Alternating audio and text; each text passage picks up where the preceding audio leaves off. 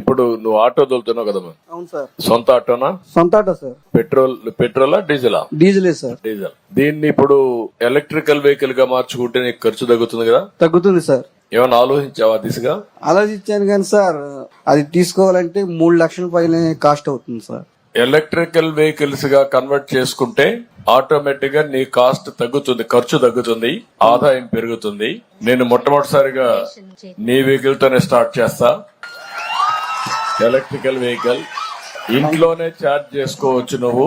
నేను ఒకసారి కలెక్టర్ నువ్వు కలువు, ఏం చేయాలి నేను గైడ్ చేస్తాం, దాని ప్రకారం ముందుకెళ్దాం. అందరికీ నమస్కారం అండి. ఆగస్టు 15వ తారీఖున గుడివాడ ముఖ్యమంత్రి వర్యులు నారా చంద్రబాబు నాయుడు గారు అన్నా క్యాంటీన్ ఓపెనింగ్ గుడివాడ రావడం జరిగింది. ఆ రోజు నాకు స్టేజీ మీద హామీ ఇచ్చిన ప్రకారం మీరు ఏ ఆటో తోలుతున్నారని సీఎం గారు అడిగారు. డీజిల్ ఆటో తోలుతున్నా అని చెప్పడం జరిగింది. ఇంకా ఖర్చు తగ్గే మార్గం ఏమైనా ఉందా అని ఆయనే అన్నారు.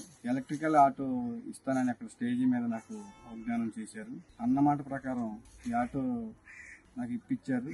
సీఎం గారికి ధన్యవాదాలు చెప్పుకుంటూ నేను ఎప్పటికీ సీఎం గారికి రుణపడి ఉంటానని, నా కుటుంబానికి ఎంతో ఆదాయం పెరుగుతుందని నేను నమ్ముతున్నాను. ఎందుకంటే డీజిల్ ఖర్చు ఉండదు కాబట్టి ఇంట్లోనే ఛార్జింగ్ పెట్టుకొని ఈ ఆటో తోలుకుంటే డబ్బులు ఆదా చేసుకోవచ్చు అన్నది మటుకి సీఎం గారు చెప్పింది అక్షరాల నిజమండి.